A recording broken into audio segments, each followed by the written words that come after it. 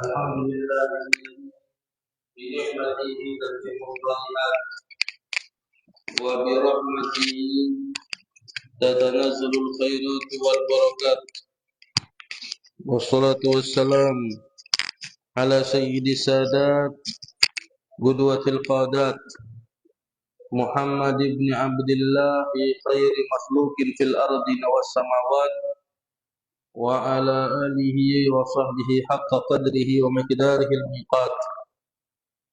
Subhanaka la ilma lana illa ma 'allamtana innaka antal alimul hakim. Rabbi shrah li sadri wa yassir li amri wahlul 'uqdatam min lisani yafqahu qawli wasaddid lisani wahdi qalbi bihaqqi sayyidina Muhammadin sallallahu alaihi wasallam. Allahumma aghnina bil ilm wa zayyinna bil hilm wa akrimna bit taqwa wa jammilna bil afiyah ya arhamar rahimin. Nawaina ta'allum wa ta'lim wa tadhakkur wa tadhkir wal naf'a wal intifa' wal ifada wal istifadah wal hassa ala tamassuki bi kitabillah wa sunnati rasulih wa du'a al huda wa dallata al khair ibtigha' mardatillahi wa thawabihi wa qurbihi. Allahumma aghnina bil ilm wa zayyinna bil hilm wa akrimna bit taqwa wa jammilna bil afiyah ya arhamar rahimin. Ma'asyiral hadirin rahimani wa rahimakumullah.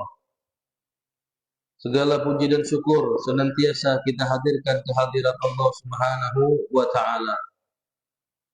Yang mana Allah Subhanahu wa taala masih senantiasa memberikan rahmat-Nya kepada kita semua.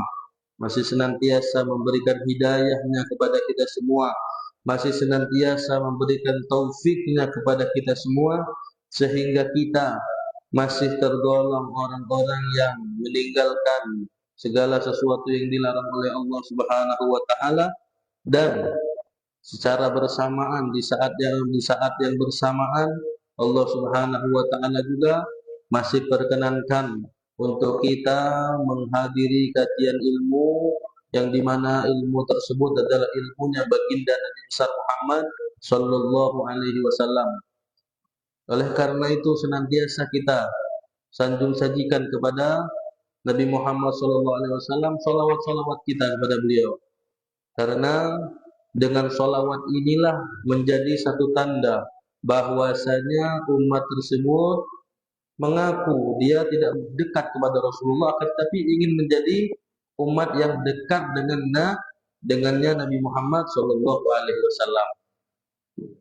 Salawat dan salam senantiasa kita turahkan jadi kepada Nabi Muhammad SAW beserta para sahabatnya, para keluarganya, para pengikutnya hingga akhir zaman.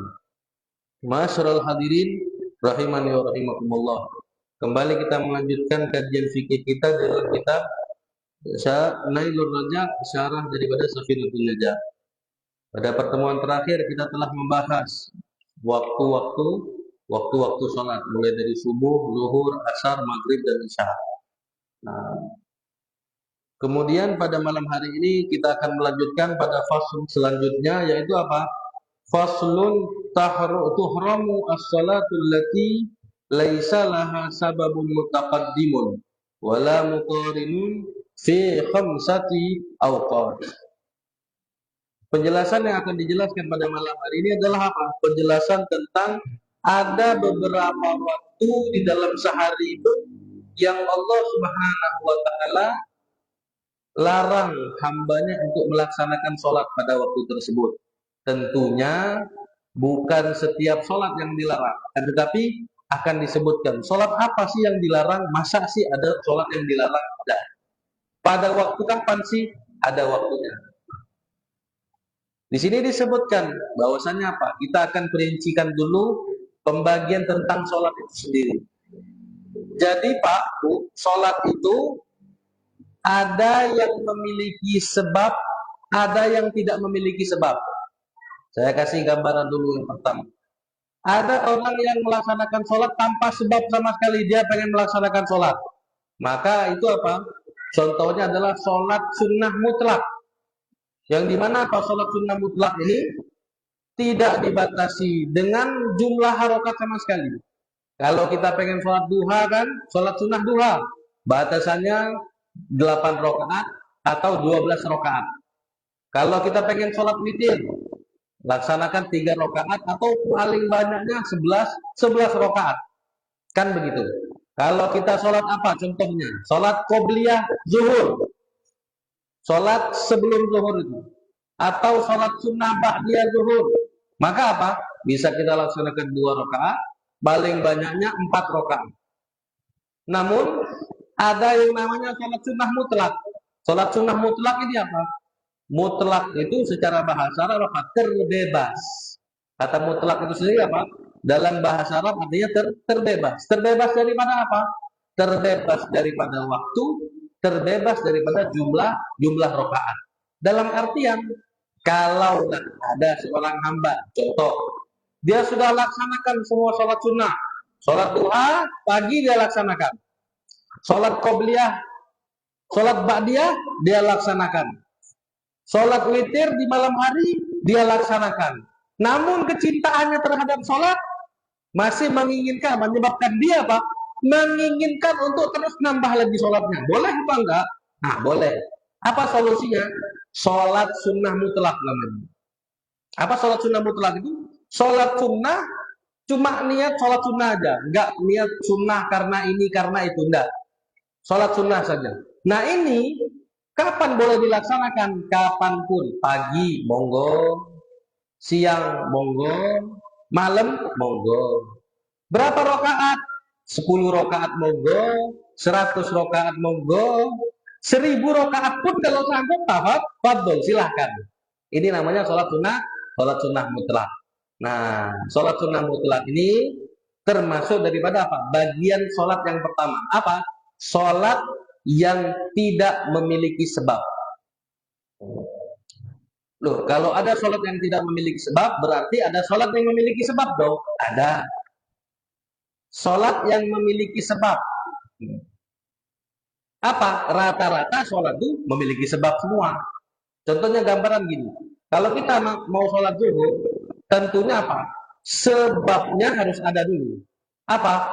Masuk waktu zuhur, baru boleh kita laksanakan sholat zuhur. Ada sebabnya nanti ya kan? Kalau tidak ada sebabnya, maka kita tidak boleh sholat itu. Contoh, belum masuk waktu zuhur, kita udah mau sholat zuhur. Boleh nggak? Nggak boleh. Kenapa? Karena sebabnya belum ada. Nah, seperti itu gambarannya. Jadi ada apa namanya Pak? Sholat zatu sababin yang memiliki sebab. Itu salah satu gambarannya.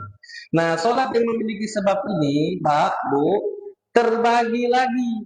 Ada yang sababnya itu mutaqaddim, ada yang muqarrin namanya, ada yang mutaakhir. Bahasa Indonesianya ada sebab yang mutaqaddim, terdahulu. Ada sebabnya dulu, baru dia sholat. Ada lagi apa? Sabab muqarrin. Sebabnya berbarengan dengan pelaksanaan sholatnya. Ada. Ada lagi apa? Sababun mutaakhir. Sebabnya terakhir. Sholat dulu, baru dia dapatkan sebabnya. Gimana gambarannya? Contoh, saya kasih gambaran. Di sini dijelaskan bahwasannya apa? Sebab yang pertama, sebab yang mutaakhir. Sebab yang mutaakhir itu gimana? Orang itu laksanakan sholat dulu, baru dia dapatkan tujuan dia sholat itu apa. Contoh, semisal orang sholat istikharah, sholat sunnah istikharah. Sholat sunnah istikharah itu apa? Ketika hati kita bimbang, ingin memilih antara A dan B, maka apa? Disunnahkan bagi kita oleh Nabi apa? Untuk melaksanakan sholat sunnah istikharah. Istikharah itu apa? Minta pilihan yang terbaik sama Allah Subhanahu wa Ta'ala. Nah, kalau kita pengen minta pilihan, jawaban daripada pilihan itu akan muncul setelah kita minta atau sebelum kita minta? Setelah kita minta. Jadi sholat dulu istikharah. Setelah doa sholat istikharah nanti ada baca doanya. Doa setelah sholat istikharah. Baru nanti setelahnya Allah akan apa? Berikan jawaban atas ketika kita minta pilihan. Jadi apa? Kita laksanakan dulu sholatnya. Baru sebabnya itu ada setelahnya. Nah, gitu contohnya sholat sunnah istikharah. Atau contohnya lagi apa? Sholat sunnah bagi orang yang ingin melaksanakan ihram. Ketika seseorang yang dia melaksanakan haji atau dia melaksanakan umroh, kan nanti ketika sampai di mikot, dia akan apa? Mengganti pakaian dengan pakaian ihram dan dia akan berniat ihram. Nah, sebelum itu dia disunnahkan dulu sholat sunnah ihram namanya. Jadi sholat sunnah ihram itu apa? Sholat sunnah dulu, setelahnya baru dia niat ihram. Bukan niat ihram dulu, tapi apa? Sholat dulu. Setelah dia sholat, baru niat ihramnya dilaksanakan. Berarti apa? Sholat sebelum sebabnya. Itu namanya sababun mutaakhir. Sebabnya terakhir. Ada lagi apa? Sababun muqarin. Sebab yang berbarengan. Contohnya semisal apa? Contohnya di sini disebutkan semisal apa? Semisal sholat gerhana. Kusufus syams atau kusuful qamar. Sholat ketika gerhana matahari atau ketika gerhana bulan. Nah, itu ada sholat sunnah namanya sholat sunnah kusuf. Kalau untuk apa? Gerhana matahari. Ketika terjadi gerhana matahari, maka disunnahkan untuk kita sholat sunnah kusuf namanya. Ada lagi ketika gerhana bulan. Maka kita juga apa? Diperintahkan untuk apa? Disunnahkan melaksanakan sholat sunnah khusuf, nama sholat sunnahnya. Nah, kapan sholat sunnah tersebut disunnahkan? Berbarengan dengan waktu gerhananya. Begitu bulan atau matahari tersebut mulai gerhana, disitulah masuk waktu kesunahan untuk sholatnya. Kalau gerhananya udah habis baru mau sholat, nggak sah. Atau belum terjadi gerhana kita udah sholat duluan, nggak sah. Tapi apa? Berbarengan. Begitu mulai gerhana, disitulah kita mulai sholat sunnah tersebut. Ini namanya apa? Sholat sunnah yang sebabnya berbarengan dengan pekerjaan sholatnya. Kemudian yang terakhir, sholat sunnah sababun mutaqaddim. Sebab yang mutaqaddim. Apa sebab mutaqaddim? Sebabnya dulu, baru kita sholat. Ini disebutkan. Salah satu contohnya apa? Sholat sunnah tahiyatul masjid. Sholat sunnah setelah wudhu. Nah, kalau kita tanya, orang sholat sunnah tahiyatul masjid itu kan apa? Dia masuk masjid dulu atau dia sholat dulu baru masuk masjid? Masuk masjid dulu. Sudah masuk dia ke dalam masjid, itu kan sebabnya. Sebab dia masuk ke masjid, maka disunnahkan untuk dia melaksanakan sholat sunnah tahiyatul masjid. Atau sholat sunnah setelah wudhu. Orang yang sholat sunnah setelah wudhu itu, dia sholat dulu baru wudhu atau wudhu dulu baru sholat. Wudhu dulu. Setelah wudhu, sunnah bagi dia untuk melaksanakan sholat sunnah wudhu. Seperti itu. Maka itu apa? Namanya apa? Sholat yang sebabnya apa? Mutaqaddim. Sebab dulu, baru dia melaksanakan sholat. Contoh lagi, sholat sunnah qobliyah, sholat sunnah ba'diyah. Contoh, kalau orang mau melaksanakan sholat sunnah qobliyah zuhur, kapan waktunya? Begitu masuk waktu zuhur, baru boleh dia sholat sunnah qobliyah. Kalau belum masuk wazan zuhur, belum boleh. Jadi sebabnya dulu apa sholatnya dulu? Sebabnya dulu. Sebab masuk waktu zuhur, maka sekarang apa? Baru dia melaksanakan sholat sunnah qobliyah zuhur. Seperti itu. Atau sholat sunnah ba'diyah. Saya kasih gambaran. Ketika orang mau melaksanakan sholat sunnah ba'diyah zuhur. Kapan diperbolehkan sholat sunnah ba'diyah zuhur? Setelah selesai melaksanakan sholat zuhur. Jadi dia sholat sunnahnya dulu, apa sholat zuhurnya dulu? Sholat zuhurnya dulu. Setelah dia sholat zuhur, baru dia melaksanakan sholat sunnah ba'diyah zuhur. Nah, itulah apa? Contohnya. Kemudian salah satunya lagi apa? Sholat kodok. Sholat kodok. Kalau orang meninggalkan sholat zuhur, contohnya, masuk dia waktu asar. Saya tadi belum sholat zuhur. Maka apa? sholat dulu baru ketinggalan sholatnya, apa sebab ketinggalan sholatnya dulu baru dia sholat kodok? Sebabnya dulu, sebab ketinggalan sholat di waktu zuhur, maka di waktu asar dia kodoin sholatnya. Berarti kan namanya apa? Sebabnya mutakoddim apa? Sebabnya dulu baru ada, baru dia laksanakan sholat. Nah, jadi di situ kesimpulannya apa saya ambil? Kesimpulannya, jadi sholat itu yang pertama terbagi menjadi dua. Ada yang memiliki sebab, ada yang tidak memiliki sebab. Yang tidak memiliki sebab itu contohnya apa? Sholat sunnah mutlak tadi. Tidak ada sebab. Saya pengen sholat aja. Ya udah, silakan. Kemudian apa? Bagian yang kedua itu apa? Sholat sunnah yang memiliki sebab. Sebab tadi terbagi tiga. Ada yang sholat sunnah itu sebabnya dulu baru sholat. Ada yang sebabnya berbarengan. Ada yang sholat dulu baru ada sebabnya. Yang pertama, sholat dulu baru ada sebabnya. Sholat istikharah contohnya. Ketika dia mau minta pilihan sama Allah, dia sholat dulu, baru dia minta pilihan sama Allah. Baru dikasih jawabannya oleh Allah. Sholat dulu tapi. Seperti itu. Atau sholat sunnah yang sebabnya berbarengan. Sholat sunnah apa tadi? Gerhana matahari atau gerhana bulan. Ketika mulai gerhana, baru di situ dia disunnahkan untuk sholat berbarengan. Jadi selama gerhana itu, disitulah waktu yang disunahkan untuk dia sholat. Sholat gerhana tadi. Atau sebabnya terdahulu. Sebab yang terdahulu gimana? Sebab yang terdahulu tadi contohnya adalah apa? Masuk masjid dulu, baru dia disunahkan sholat sunnah tahiyatul masjid.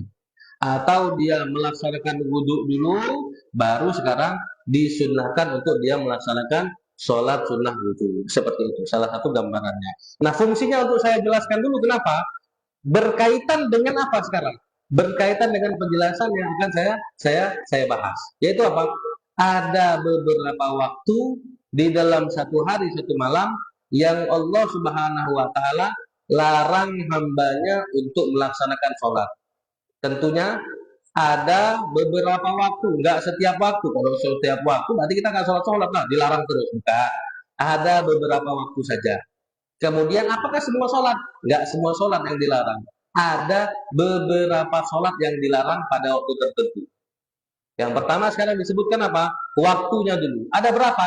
Ada 5 waktu di dalam satu hari. Tamam? Kemudian sholat apa saja yang dilarang?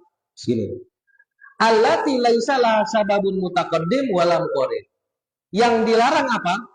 Salat yang sebabnya bukan sebab mutaqaddim, bukan sebabnya yang terdahulu, dan juga bukan sebabnya berbarengan. Berarti yang sebabnya mutaakhir, yaitu apa? Yang sebabnya akhiran.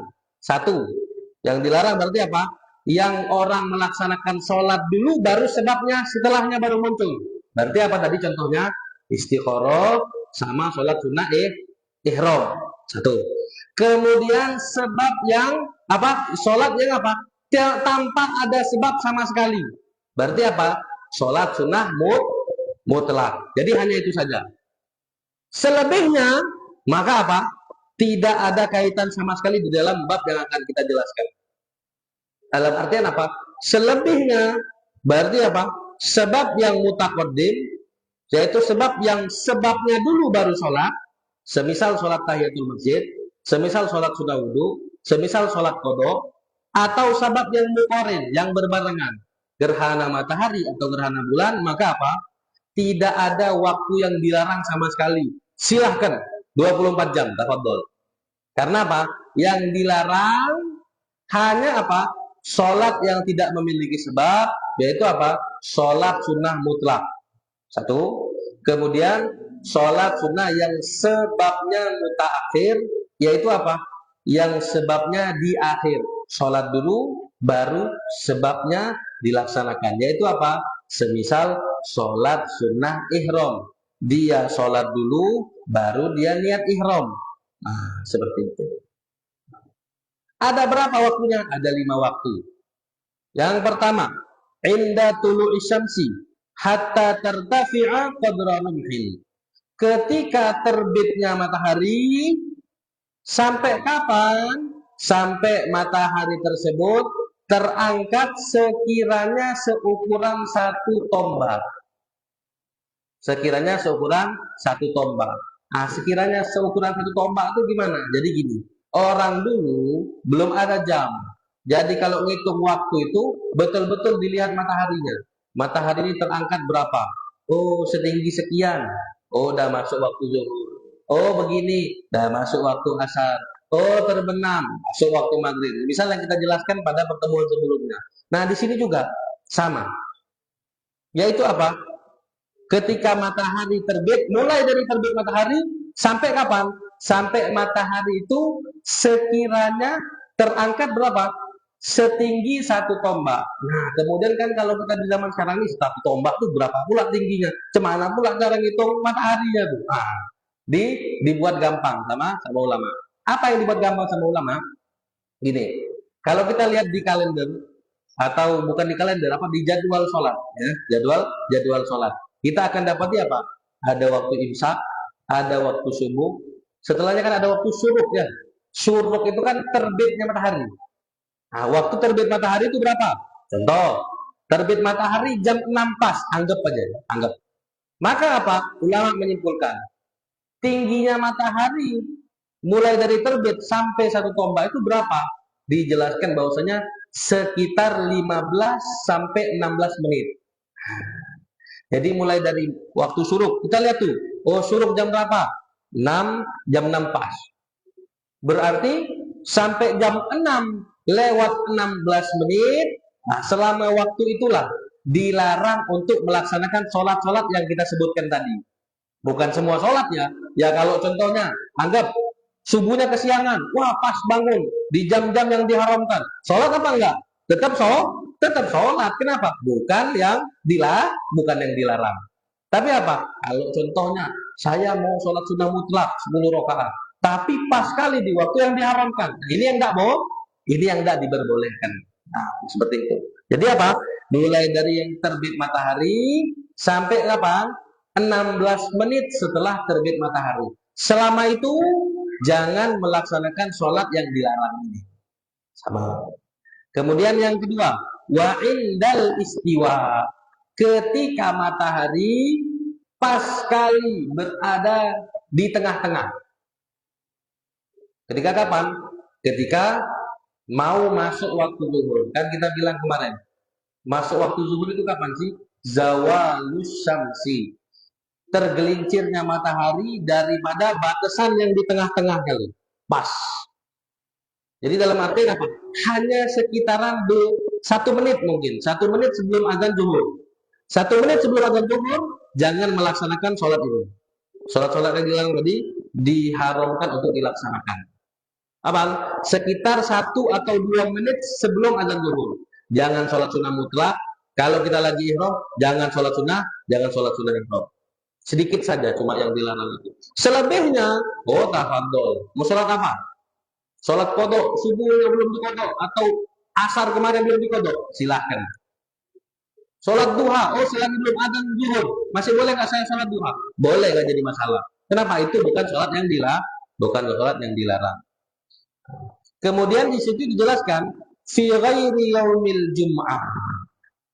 Untuk yang kedua ini, selain hari Jumat. Kalau hari Jumat, mau matahari pas sekali pun di tengah-tengah, tidak ada larangan sama sekali. Karena hari Jumat adalah hari yang dikhususkan untuk umat Nabi Muhammad beribadah. Kapanpun waktunya, walaupun matahari itu pas sekali di tengah-tengah, maka tidak diharamkan. Sholat yang diharamkan tadi. Kemudian yang ketiga, wa indal isfirari hatta taghrib. Dan ketika apa yang ketiga sekarang? Ketika langit sudah menguning. Menguning dalam artian apa? Sudah menjelang maghrib, tapi belum maghrib. Udah dekat-dekat maghrib, udah kuning langit. Hatta taghrib, sampai terbenamnya matahari. Sekitar 5 menit atau 10 menit sebelum masuk waktu maghrib. Udah mulai kuning langit tuh. Dibilang apa? Jangan melaksanakan sholat yang diharamkan pada waktu ini. Yaitu apa tadi? Sholat sunnah yang mukorin, sholat sunnah yang mutaakhir, atau sholat sunnah yang tanpa sebab, yaitu sholat sunnah mutlak. Ustaz, gimana kalau seandainya saya ketika waktu asar, begitu ada asar saya nggak sholat? Udah maghrib, sebelum semenit saya baru mau sholat asar, boleh nggak? Ya boleh. Kenapa? Bukan termasuk sholat yang diharamkan. Seperti itu. Jadi apa? Jadi yang ketiga ini apa? Sebelum maghrib, udah nguning-nguning langit, sekitar 5 menit, 10 menit sebelum maghrib, sebelum azan, jangan melaksanakan sholat yang diharamkan tersebut pada waktu ini saja, teman. Kemudian yang keempat, wa ba'da sholati subhi hatta tatlu'asy syamsu. Yang keempat apa? Setelah melaksanakan sholat subuh. Setelah melaksanakan sholat subuh sampai terbitnya matahari. Maksudnya setelah melaksanakan sholat subuhnya apa? Begitu kita sudah sholat subuh, maka setelah sholat subuh itu, kalau kita mau sholat sunnah mutlak, nggak boleh. Tapi kalau mau sholat yang lain, silahkan. Sholat-sholat yang tidak dilarang. Tapi untuk sholat yang dilarang, tidak boleh. Maka setelah sholat subuh, jangan kita mau pandai-pandaian. Nah, saya mau sholat sunnah mutlak 4 rakaat, 6 rakaat, 10 rakaat. Malah apa? Bukan jadi pahala. Malah jadi apa? Jadi dosakan apa? Waktu yang diharamkan. Ustaz, jam berapa itu sholat subuh? Terserah. Jam berapapun kita sholat subuhnya. Pokoknya kalau setelah sholat subuh nggak boleh. Kalau sebelum sholat subuh masih boleh. Dalam artian gini, kalau subuh itu jam setengah 5, maka apa? Saya sholat subuhnya jam 5, ya udah nggak jadi masalah. Sebelum sholat subuh masih boleh. Begitu sudah selesai sholat subuh, nggak boleh lagi. Begitu. Terserah sholat subuhnya jam berapa. Sholat subuhnya jam 5 kurang 15. Berarti apa? Setelah sholat subuh itulah nggak boleh lagi. Sekarang bukan yang berkaitan dengan waktu, tapi yang berkaitan dengan perbuatan sholat. Begitu kita sholat subuh, setelahnya jangan melakukan sholat yang dilarang tadi. Kemudian yang terakhir, wa ba'da sholatil asri hatta taghruba. Setelah sholat asar sampai terbenamnya matahari. Ustaz, sholat asarnya jam berapa? Jam berapapun. Oh, kalau kita sholat asarnya jam 4, berarti apa? Setelah jam 4 itu nggak boleh sampai waktu maghrib, sampai terbenam. Kalau kita sholat asarnya jam 5, berarti apa? Mulai dari setelah sholat itulah. Berarti mulai dari jam 5 itu kita nggak boleh lagi sholat sunnah mutlak ini. Kita langsung gambarkan sholat sunnah mutlak aja ya. Karena apa? Kalau sabab yang tadi mutaakhir itu kayak sholat sunnah ihram jarang kita laksanakan. Atau sholat istikharah pun jarang juga kita laksanakan. Mungkin yang sering itu apa? Sholat sunnah mutlak tadi. Pengen nambah-nambah amal. Iseng-iseng lah sholat sunnah. Nah, seperti itu. Nah, yang seperti itu saja. Tapi kalau sholat yang lain, contohnya, sholat jenazah, boleh nggak setelah asar? Boleh. Sholat apa lagi contohnya? Sholat tahiyatul masjid. Saya habis sholat asar, pulang ke rumah. Sebelum maghrib, 10 menit, 15 menit, datang saya ke maghrib. Datang saya ke musola. Begitu datang ke musola, begitu saya datang ke masjid, boleh nggak mau sholat sunnah wudhu? Boleh. Mau sholat sunnah tahiyatul masjid, boleh nggak? Boleh. Kenapa? Bukan sholat yang dilarang pada waktu-waktu yang disebutkan tadi. Kemudian disebutkan kalau ditanya seandainya, kenapa aku ada waktu-waktu yang diharamkan kayak gini? Nah, seperti ini. Jadi Nabi itu Shallallahu Alaihi Wasallam itu apa? Ketika melarang itu nggak mungkin nggak tanpa alasan, pasti ada alasannya. Nah, kenapa dibilang? Nggak kepengen apa? Umatnya itu apa? Tasyabuhan, menyerupai dengan manusia-manusia yang berada di luar agama Islam, yang sebagian di antara mereka ada yang menyembah matahari. Kan kalau di waktu terbit itu biasanya kan orang yang menyembah matahari itu apa? Dewa matahari lah atau apalah itu. Biasanya di waktu terbit sama waktu terbenam. Nah itu Nabi gak kepengen kita ada keserupaan di situ. Memang tidak semua sholat yang diharamkan, tapi ada memang apa? Sholat yang diharamkan, walaupun gak semua yang diharamkan. Nah, setelah ini masuk ke dalam pembahasan apa? Saktatus sholat, masih berkaitan dengan sholat juga. diam-diamnya di dalam sholat yang disunnahkan. Maksudnya diam itu gimana? Diam. Saya kasih gambaran nanti ya. Ada 6 waktu di dalam sholat yang disunahkan untuk diam. Kapan? Yang pertama, baina takbiratil ihram wa du'ail iftitah. Yang pertama apa? Antara takbiratul ihram dan kita mau baca doa iftitah. Apa doa iftitah itu? Contohnya, Allahu akbar kabira alhamdulillah katsira subhanallah wa wasilah. Ini wajah ya lillahi. Nah, antara takbiratul ihram dengan kita mau mulai itu sunnahnya jangan langsung, tapi diam dulu sebentar, sejenak. Diam sejenak itu gimana? Saya kasih contoh. Sholli fardhu Qur'an mustaqbil ada al-maqdum lillahi ta'ala. Allah, ini takbiratul ihram ya. Allahu akbar. Jangan langsung. Allahu akbar, Allahu akbar kabir. Ah, jangan. Kenapa? Ketinggalan kita satu sunnah. Apa sunnahnya? Diam walaupun sejenak. Gimana diam walaupun sejenak itu? Diam sekiranya seukuran kadar subhanallah. Jadi Allahu akbar. Allahu akbar. Alhamdulillah. Sekiranya tangan ini sudah tenang, baru kita mulai doa iftitahnya. Itu satu. Yang pertama kali disunahkan untuk diam. Kemudian wa baina du'ail iftitah wa ta'awud. Antara baca doa iftitah dan baca ta'awud. Ta'awud itu kan apa? Ucapan a'udzubillahi minasyaitonir rajim. Kapan a'udzubillahi minasyaitonir rajim? Jadi gini. Jadi di dalam bacaan Fatihah itu kan kita bilang bahwasanya apa? Ketika baca Fatihah kemarin, Bismillah itu kan wajib dibaca. Kenapa? Termasuk salah satu ayat daripada surat Al-Fatihah. Kalau di dalam madhab Imam Syafi'i seperti itu. Nah, kalau baca a'udzubillahi minasyaitonir rajim, gimana? Wajib apa sunnah? Sunnah. Jadi ketika kita mau baca Fatihah itu di dalam sholat, sunnah kita baca a'udzubillahi minasyaitonir rajim. Kalau nggak mau baca nggak apa-apa, mau langsung baca Bismillah, nggak jadi masalah. Kenapa? Kan sunnah, bukan wajib. Tapi kalau Bismillah yang ditinggalkan, batal. Kenapa? Karena Bismillah wajib. Tapi kalau a'udzubillah gimana? Sunnah. Nah. Jadi walaupun sunnah, tetap ada juga dihitung juga kediamnya kita setelah selesai baca doa iftitah sama mau mulai baca a'udzubillahi minasyaitonir rajim. Wa ma ana minal musyrikin inna salati wa nusuki wa mahyayi rabbil alamin la syarika lahu bidzalika amartu wa ana minal muslimin. A'udzubillah. Nah, jangan. Tapi apa? Wa ana minal muslimin.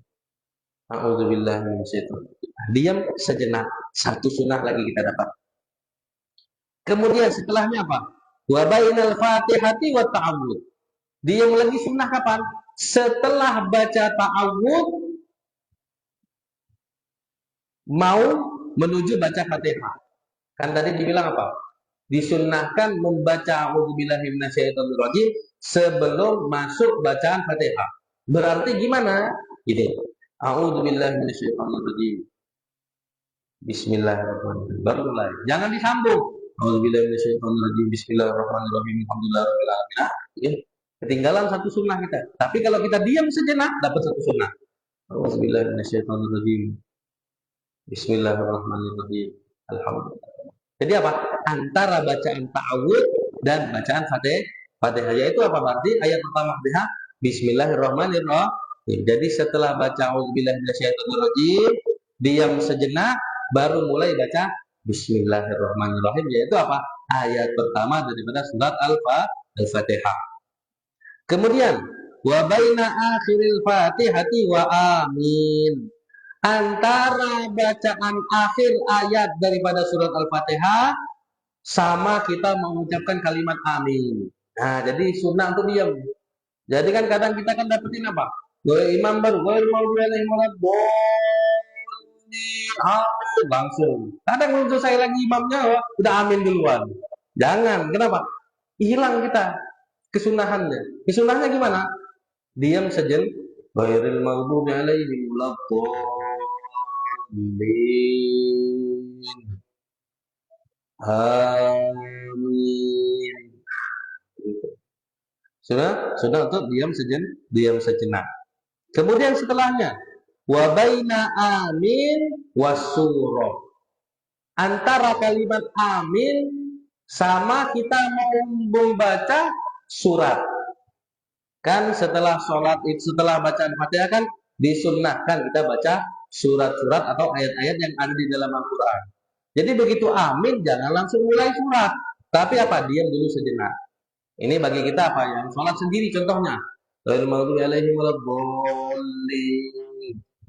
Amin. Bismillahirrahmanirrahim. Qul a'udzu birabbil falaq min syarri ma khalaq. Gitu. Jadi setelah amin mau baca surat diam dulu. Nah, ini dijelaskan bahwasanya apa? Kecuali imam. Kecuali kalau kita jadi imam. Kalau jadi imam, maka di situ disebutkan apa? Illallati baina amin was surah fayundabu lil imam fil jahriyah ayyutawwilaha biqadril Fatihah. Kecuali bagi imam yang sholat di sholat yang disunahkan mengangkat suara, yaitu apa? Sholat maghrib, sholat isya, sholat subuh. Imam kan angkat suara tuh, pakai mikrofon contohnya. Maka apa? Bukan disunahkan diam sebentar sekarang. Sunnahnya apa? Diam seukuran Al-Fatihah. Nah, makanya kadang kita dapetin apa? Kalau kita sholat di belakang imam, mungkin imamnya yang paham perkara fikih, dia bakal diam dulu, nggak langsung baca surat. Diam dulu. Kadang diamnya agak lama. Memang begitulah yang disunahkan. Contohnya gimana? Ghairil maghdubi alaihim waladdallin. Makmum kan bareng tuh. Amin. Nah ini imam diam dulu, nggak langsung baca surat dia. Diamnya imam ini disunahkan apa?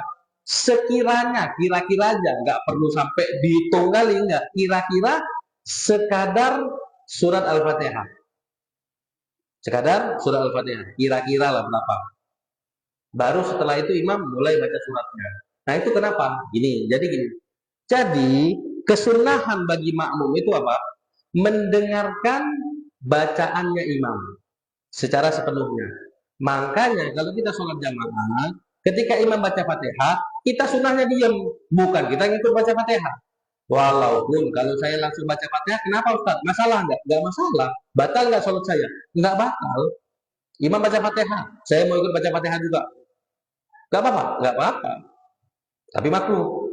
Tapi makruh. Jadi yang sunnahnya itu gimana?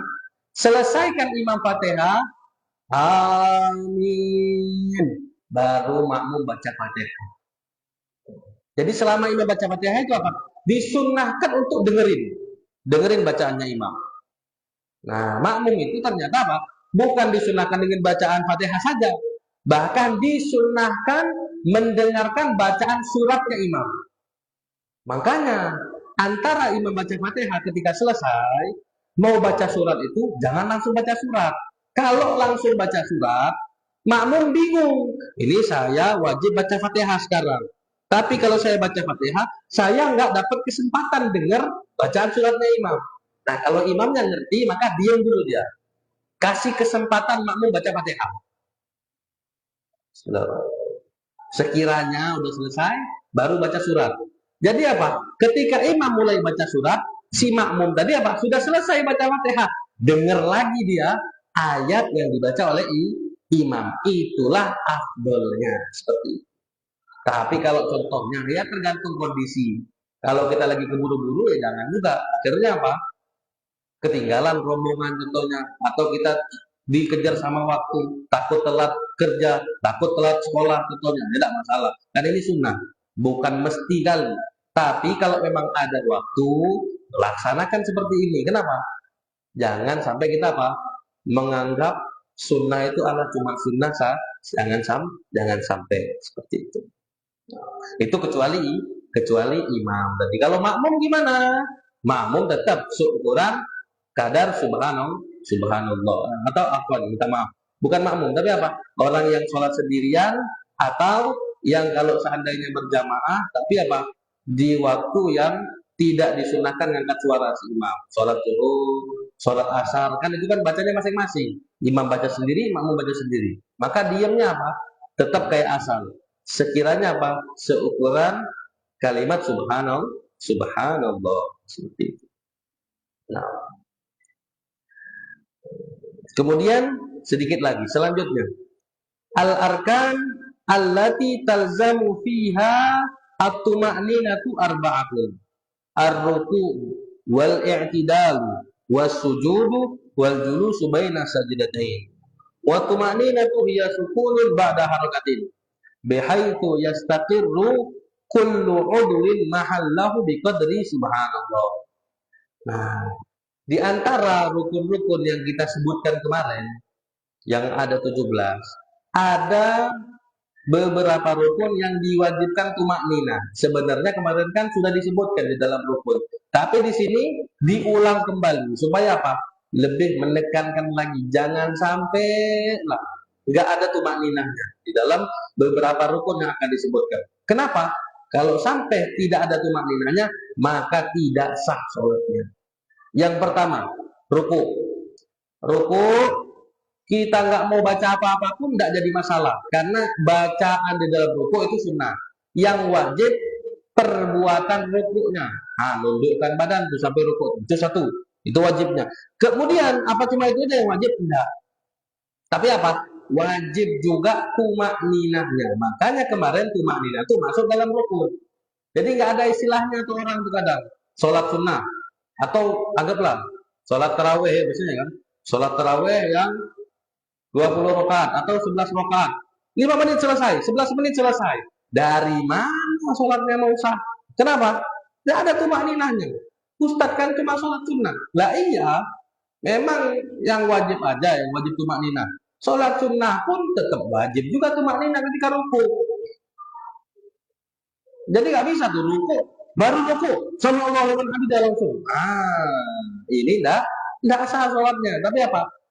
Allahu Akbar, ruku, diam. Kalau nggak mau baca pun nggak apa-apa. Yang penting minimal dia melaksanakan tumakninah.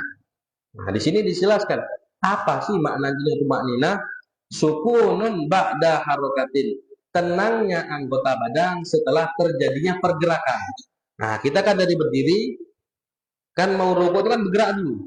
Ketika kita bergerak, nyampe kita di ruku, begitu diam, baru di situ dimulai tumakninah itu. Bukan dari bergeraknya itu sudah dihitung subhanallahnya, belum. Begitu sampai kita ke batasan ruku, diam kita. Syukuran subhanallah. Nah, baru dihitung tumakninah. Biqadri subhanallah tadi dibilang. Kemudian yang kedua, wal i'tidal, ketika i'tidal, enggak mau baca Rabbana lakal hamdu minas samawati wal ardi mustaqim, enggak mau baca contohnya. Nggak jadi masalah karena bacaannya sunnah. Pekerjaan i'tidalnya, perbuatannya wajib. Begitu juga tumakninahnya wajib. Diam seukuran subhanallahnya itu yang wajib. Jadi nggak boleh dari ruku begitu dia sami Allah liman hamidah, belum tenang langsung sujud Allahu Akbar, nggak sah. Kenapa?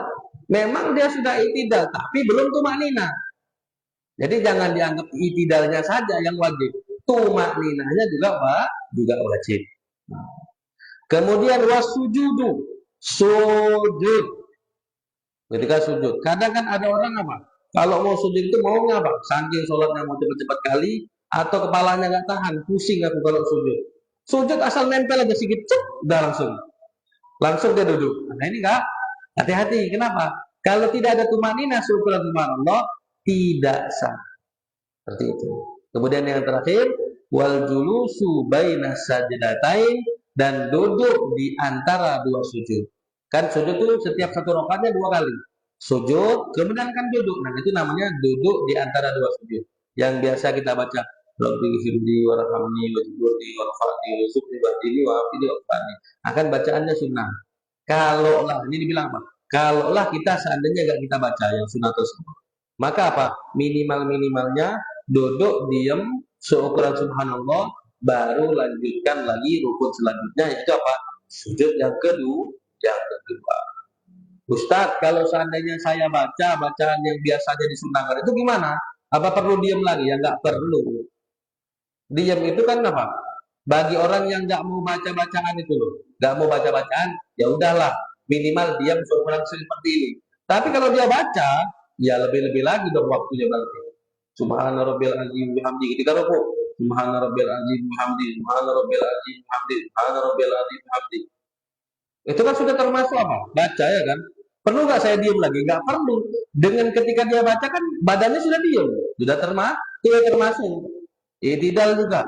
Saat saya baca bacaan itidal, perlu nggak setelah selesai saya bacaan itidal itu saya diam lagi? Nggak perlu lagi. Begitu juga sujud, begitu juga duduk di antara dua duduk di antara dua sujud.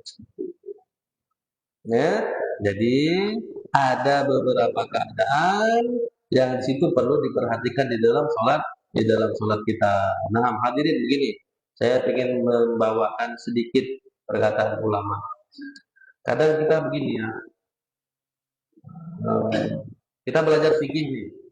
Kadang kita belajar fikih ini kita kan pengen tahu sih, oh ya saya pengen tahu apakah sholat saya sudah benar apa belum, kan begitu ya.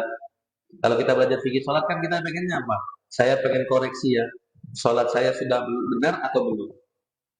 Terkadang gini, kadang termasuk saya juga dulu ketika belajar ya awal belajar, begitu juga sama. Ketika saya sudah belajar, saya tahu sudah nih mana yang wajib, mana yang sunnah. Itu setan bisikin tuh. Nah, kau kan udah tahu sekarang ya, mana yang wajib, mana yang sunnah. Udah, cukup yang wajib aja. Yang sunnah itu kan, oh itu sunnah, harus dilaksanain. Jangan, ini namanya apa? Orang yang tertipu dia, tertipu dengan ilmunya sendiri. Mestinya apa? Orang yang bertambah ilmu itu nggak penting itu. Mau itu wajibkah, mau itu sunnahkah yang dipelajari. Yang penting apa? Dengan dia bertambah ilmu kan mestinya bertambah juga kualitas ibadahnya. Kalau bukan untuk meningkatkan ibadah kita, untuk apa kita belajar kan begitu. Memang belajar itu wajib. Belajar itu wajib kan betul memang. Thalabul ilmi fardhatun ala kulli muslim. Betul, belajar itu wajib. Tapi banyak orang-orang yang tertipu. Setelah dia belajar, laku makin jauh dari Allah. Anggaplah begini, seperti gini ya. Saya dulu ketika kecil, di dalam wudhu itu saya sangka itu semuanya wajib. Kenapa? Ketika saya TPQ atau TPA, kan diajarin semua tuh. Umur-umurnya, basuh hidungnya, basuh telinganya. Oh, saya pikir apa semuanya wajib. Tapi ketika saya mondok, oh, ternyata yang wajib itu cuma ini aja ya, simple ya. Sempat juga saya tinggalkan semua sunnah-sunnahnya tuh. Wah, ini kan yang wajib, ngapain yang sunnah-sunnahnya? Nah, ini apa? Berarti apa? Saya tuh apa? Tertipu dengan ilmu yang dipelajari. Mestinya apa? Dengan kita tahu bahwa itu sunnah, oh berarti apa? Bukan untuk ditinggalkan. Berarti apa? Semakin merasa, oh berarti ada beberapa sunnah yang sudah saya laksanakan yang selama ini saya tidak sadari. Mungkin dari kecil saya nggak pernah sadar. Berarti apa?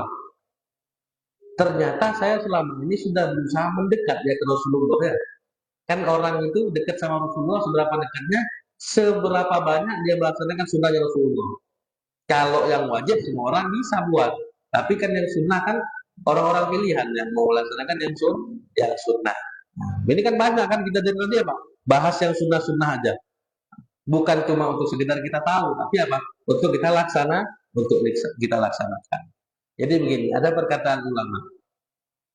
Siapa orang yang meremehkan perkara adab, adab itu gimana? Gini, hadirin. Jadi ada yang namanya wajib di dalam syarat itu, ada yang namanya sunnah, ada yang namanya adab. Sunnah itu apa sih? Sunnah itu apa?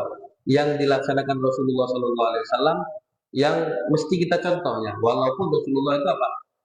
Di antara masa hidupnya pernah meninggalkan salah satu daripada apa yang dia sunnahkan itu. Contoh, kenapa kok jadi sunnah hukum itu? Karena apa?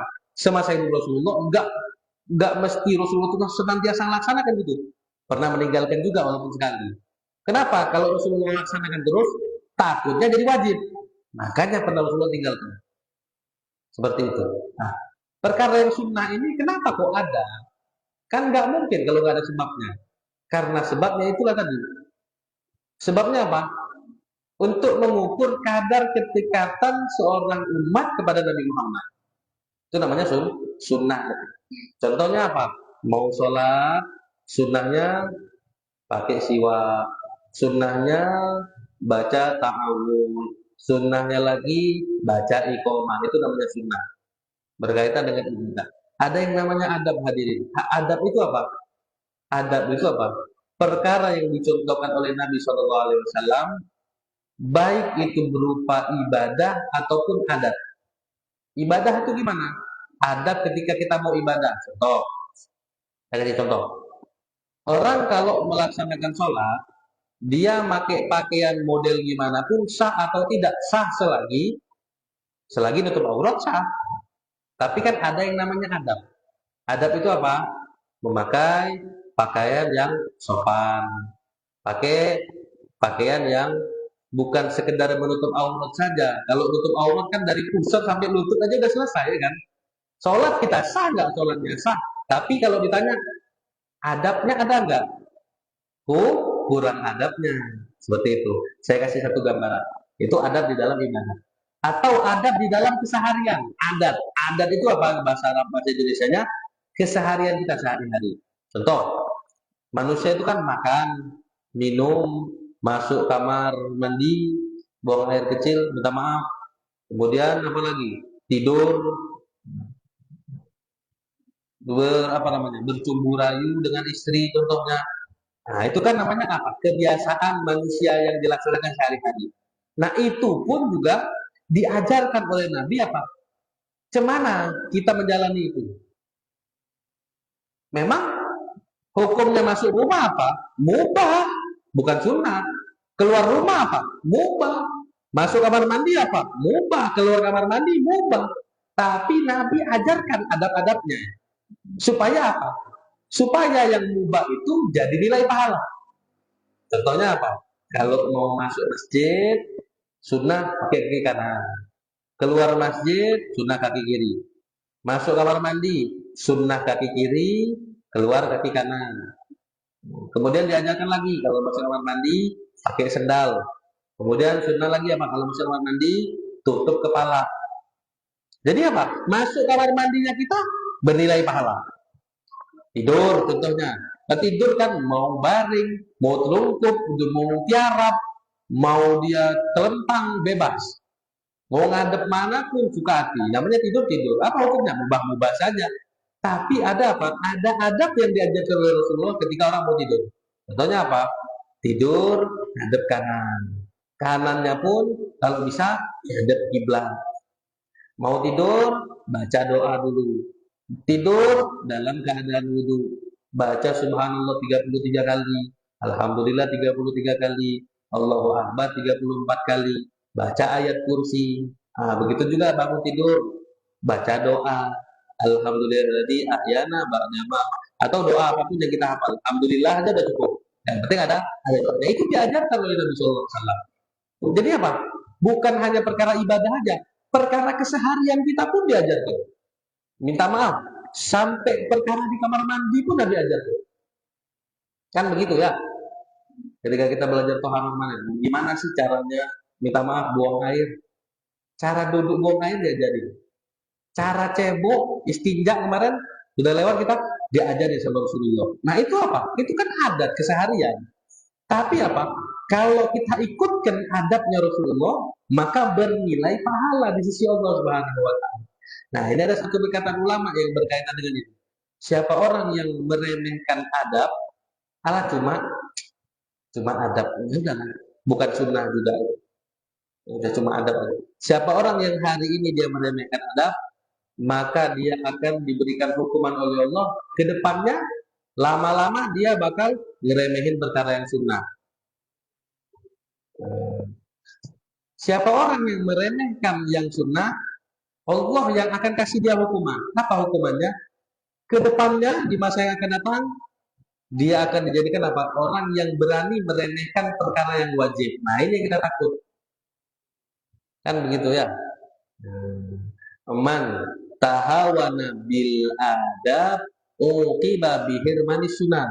Siapa orang yang meremehkan adab, maka apa? Dia akan dihukum oleh Allah. Jadi apa kalau Allah yang sudah hukum? Badan kita tuh apa? Tergerak sendiri jadi malas untuk melaksanakan sunnah. Gara-gara apa? Gara-gara kita meremehkan adab. Kalau kita meremehkan sunnah sekarang, lebih hebat lagi apa?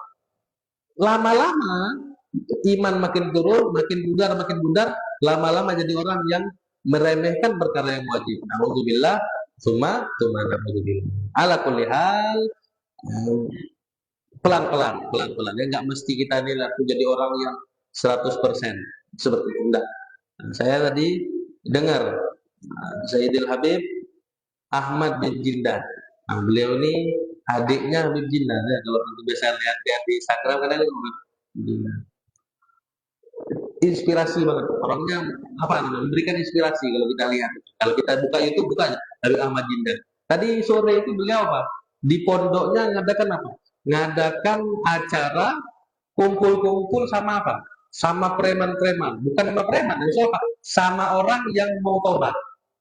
Ini preman-preman yang datang apa, tato-tatuan semua badannya, badannya pada tato-tatuan. Apa acaranya? Hapus tato gratis, hapus tato gratis. Jadi silakan yang mau datang, hapus tato apa namanya dia apa itu bisa di laser gitu ya mungkin ya, itu gratis untuk narik orang-orang yang mau berubah. Itu ketika saya nonton live-nya banyak sekali pertanyaan-pertanyaan orang itu, gimana kalau kami yang ahli maksiat begini, gimana kalau yang begini. Jawaban beliau mendinginkan hati. Nggak apa-apa kata dia. Yang masih terus-terus maksiat sekarang pun bukan dalam tanda kutip, bukan berarti katanya, bukan berarti saya membenarkan yang Anda buat, tapi apa? Nggak apa-apa, jalani aja, susul dengan perbuatan yang baik. Toh Nabi kok juga bilang, silakan. Kalau kita apa? Kita ini adalah makhluk yang lemah ya kan? Kita adalah makhluk yang lemah. Kadang terjerumus, kadang semangat lagi, kadang terjerumus lagi, kadang semangat lagi. Itu hal yang wajar katanya. Tapi apa? Jangan sampai kita tuh apa? Terjerumus terus. Enggak. Ada waktunya kita semangat. Oh, mumpung lagi semangat nih. Apa yang bisa kita buat? Ibadah yang bentuknya gimana? Ibadah bentuk sholat, boleh? Enggak mesti ibadah yang bentuk sholat kata beliau. Apa? Ibadah walaupun sekedar apa? Ngambil paku di pinggir jalan. Walaupun sekedar apa? Minggirin paku di pinggir jalan. Itu ibadah. Kan ada beberapa orang apa? Saya bosen kalau cuma sholat aja. Ya udah. Allah itu apa? Maha rahmat sama hambanya. Ibadah itu nggak mesti sholat. Nggak mesti yang perkara yang berbau dengan sholat. Enggak. Walaupun cuma ngambil paku aja. Walaupun cuma ngasih ikan ke kucing aja. Nah, ibu-ibu biasanya kan ada sisa-sisa ikan di rumah, kasih kucing. Walaupun, kenapa? Bisa jadi Allah apa? Menitipkan keridoannya pada kebaikan yang kecil yang kita buat yang tidak kita sadar. Nah, tapi sebaliknya juga bisa jadi Allah apa? Menitipkan murkanya di dalam perbuatan buruk kita yang kita tidak sadari itu besar ataupun kecilnya. Dalam artian gini. Jadi kalaupun kita lagi datang semangatnya, ya sudah semangat. Nanti kalau seandainya jangan pikir nanti saya nih kalau mau jadi orang baik itu cuma saya ini orangnya hatinya harian ya. Hari ini lagi semangat, nanti kapan-kapan nanti lemes lagi hadir majelisnya atau lemes lagi ibadahnya. Gak masalah. Kenapa? Allah yang menyatakan wa kulikal insanu dha'ifa. Manusia itu memang tercipta dalam keadaan lemah. Jadi Allah anggap apa? Wajar kok. Orang kita bukan malaikat katanya. Apa kata beliau apa? Kita ini manusia. Manusia itu di tengah-tengah. Dibilang malaikat enggak, dibilang setan juga enggak. Jadi, kalau mau baik-baik itu apa? Enggak perlu sampai baik-baik kali sampai kayak malaikat tuh sampai enggak punya dosa sama sekali, enggak mungkin. Kenapa? Manusia punya hawa nafsu. Tapi setidaknya walaupun punya hawa nafsu, janganlah jahat kali kayak setan. Kenapa? Kita dikasih akal sama Allah Subhanahu wa taala untuk berpikir mana yang baik, mana yang buruk, mana yang perlu kita laksanakan, mana yang tidak. Dari sinilah kita akan apa? Belajar bahwasanya apa? Kita itu bisa jadi apapun yang kita inginkan. Kita pengen jadi orang baik, itu bisa, bukan nggak bisa. Tergantung kita mau mulai atau tidak. Walaupun dari apa?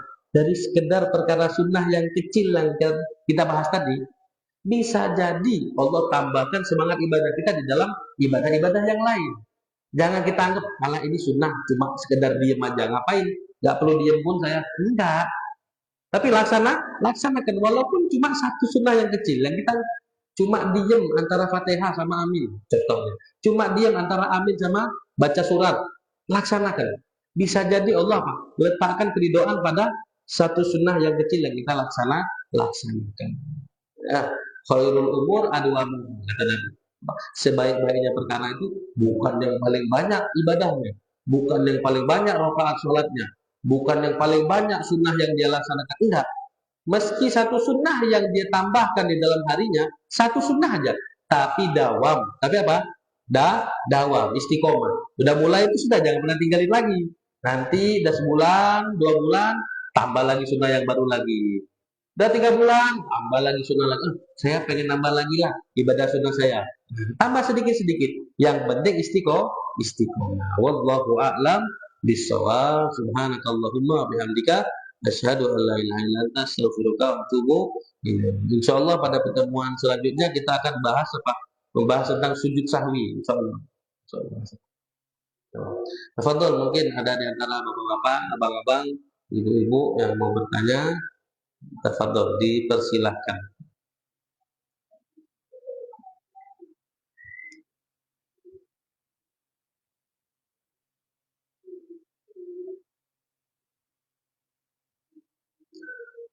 Alhamdulillah.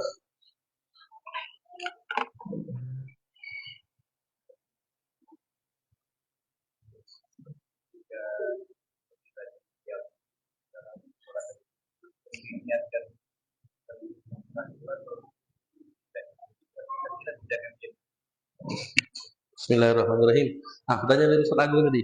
Ketika kita diam, contohnya, diam tadi apakah perlu kita untuk melihatkan diam itu ya, supaya kita dinilai pahala di dalam diam kita itu? Jadi gini, sebenarnya kalau kita kepingin dapat perkara yang sunnah itu begini.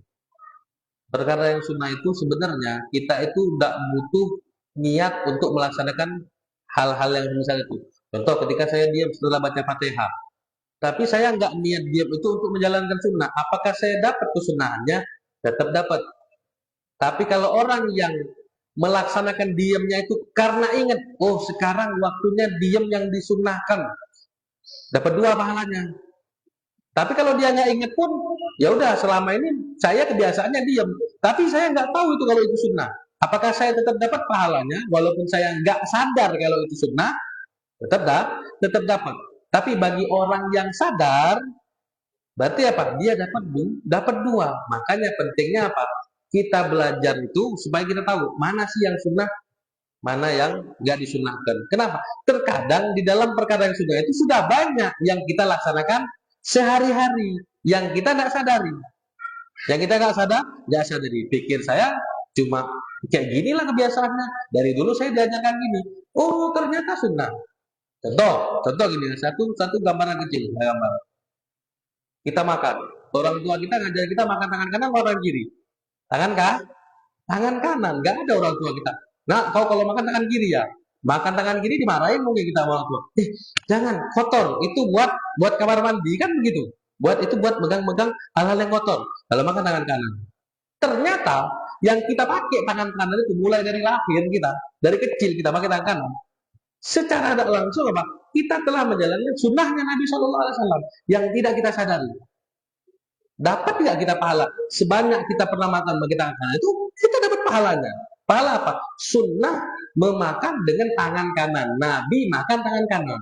Gara-gara Nabi makannya tangan kanan, setiap kita makan tangan kanan dihitung pahalanya. Begitu kita makan tangan kiri, kita nggak dapat pahala.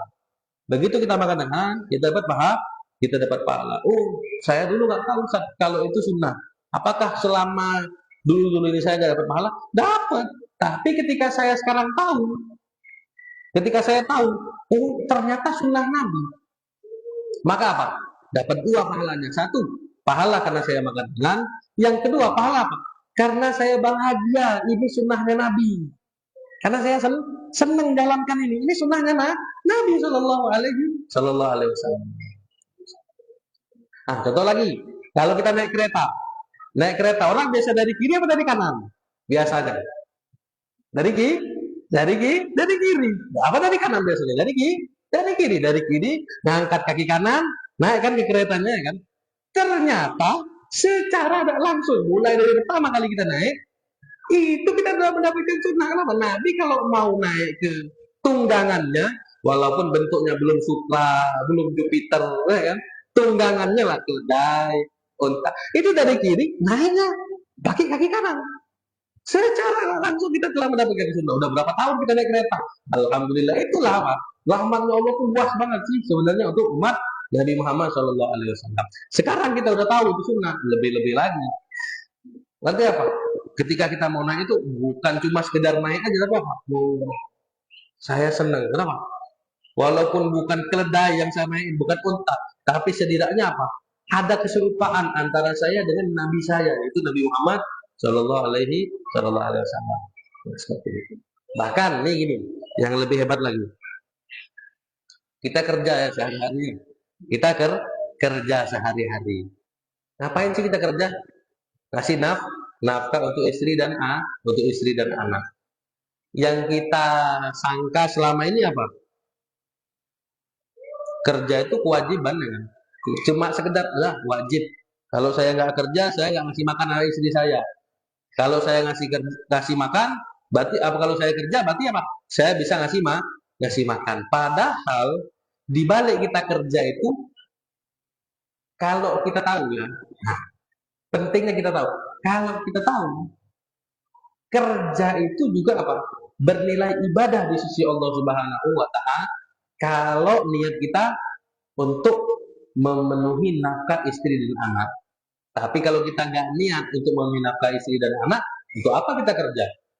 Kenapa? Bukan kerjanya yang wajib itu. Yang kerja itu bukan kerjanya yang wajib, tapi apa? Memenuhi nafkah istri dan anak. Nabi bilang apa? Tolabul halal faridatun ala kulli muslim. Mencari harta yang halal itu wajib bagi setiap muslim. Kan wajib itu siapa sih maknanya? Wajib itu apa? Yang kalau dilaksanakan kita mendapatkan pahala. Kalau kita kerja cuma supaya dapat duit, niatnya cuma dapat duit, nggak hitung pahala.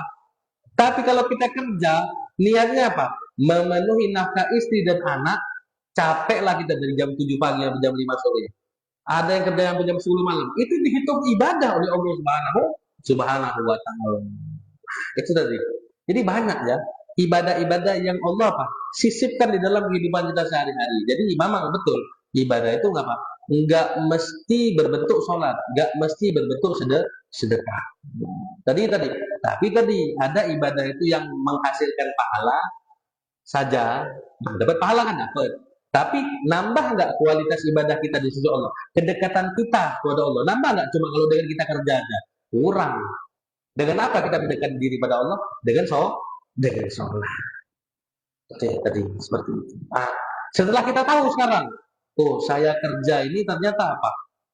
Bukan cuma sekedar ngasih nafkah istri dan anak. Saya pengen dari Rasulullah. Rasulullah dulu juga kerja. Rasulullah juga dulu kerja. Rasulullah itu hidupnya bukan cuma golek-golek aja di kamar. Rasulullah berdagang. Bahkan sebelum diangkatnya Nabi apa? Rasulullah itu apa? Menggembala.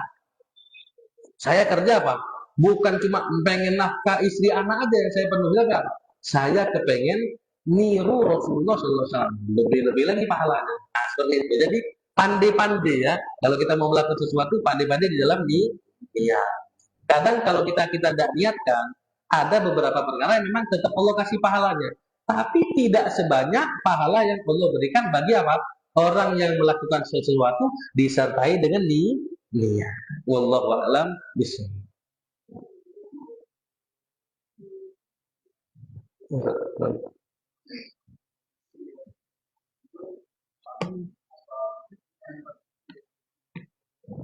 Bismillahirrahmanirrahim. Nah, pertanyaan, kalau sholat sir itu apa? Sholat zuhur sama asar. Yang sholat yang disunahkan apa namanya?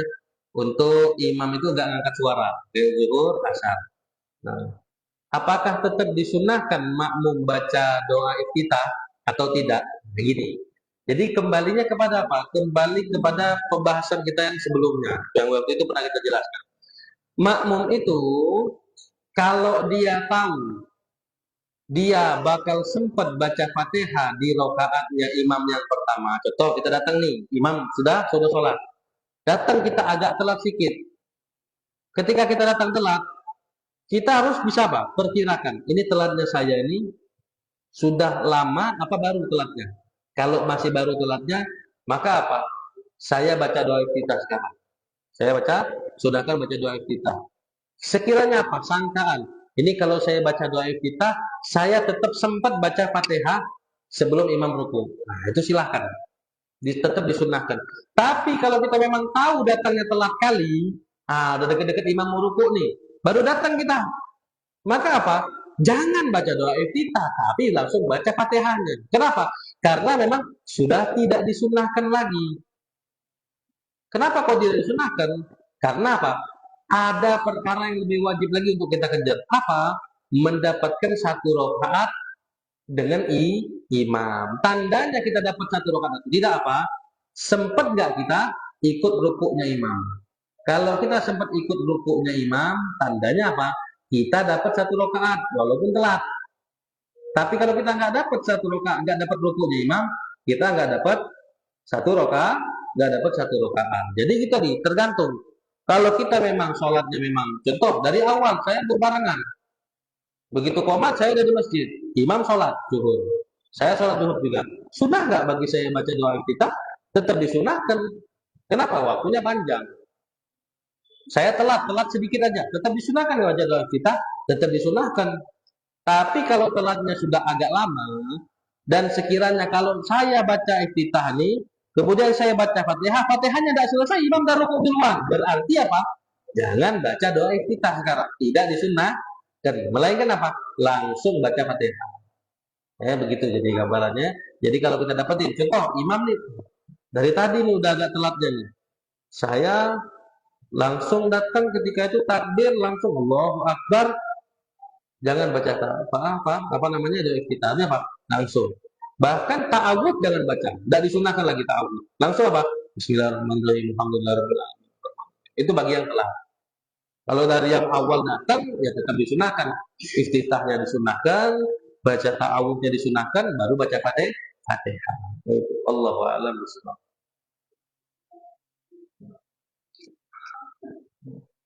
Minal aidin wal faizin wal maqbulin.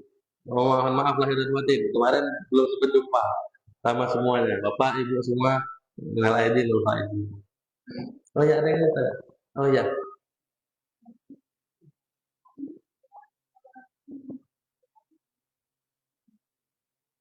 Salat sunnah fajar sama salat sunnah qobliyah subuh. Bismillahirrahmanirrahim. Salat sunnah fajar itulah salat sunnah qobliyah subuh. Nabi kan bilang, "Rakaatul fajri khairun minad dunya wa ma fiha." 2 rakaat fajar lebih baik daripada dunia dan seisinya.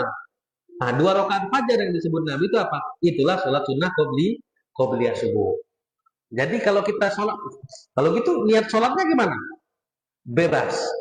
Mau niat usolli sunnatal fajri boleh, usolli sunnata qobliyati subhi juga boleh, karena sama maksudnya. Jadi itulah. Wallahu a'lam. Tapi kalau tahajud beda ya. Kalau tahajud beda. Itu kan sholat sunnah fajar itu kan setelah azan subuh ya. Setelah azan subuh baru sholat sunnah fajar. Kalau belum azan subuh belum masuk waktunya. Tadi apa? Rakaatul fajri khairun minad dunya wa ma fiha. Kalau kita punya dunia seisinya, kita sedekahkan tuh dunia seisinya punya kita. Dibandingkan dengan pahala orang yang sholat qobliyah subuh 2 rakaat lebih besar lagi. Pahalanya apa? Orang yang sholat qobliyah subuh 2 rakaat.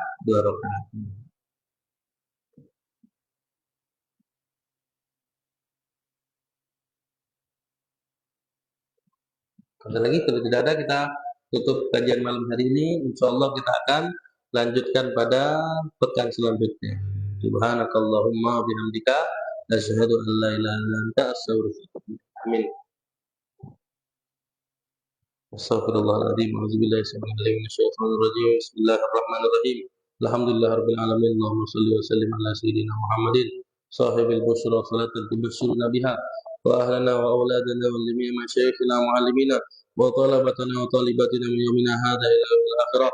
Rabbana la tuzigh qulubana ba'da idh hadaytana wa hab lana min ladunka rahmah innaka antal wahhab.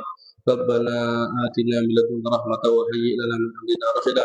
Rabbana hab lana min azwajina wa dhurriyyatina qurrata a'yunin waj'alna lil muttaqina imama. Rabbana ighfir lana wa li ikhwanina alladhina sabaquna bil iman wa la taj'al fi qulubina إلا للذين آمنوا ربنا إنك رؤوف رحيم ربنا آتنا في الدنيا حسنة وفي الآخرة حسنة وقنا عذاب النار صلى الله على سيدنا محمد النبي الأمي وعلى آله وصحبه وسلم والحمد لله رب العالمين تقبل الله منكم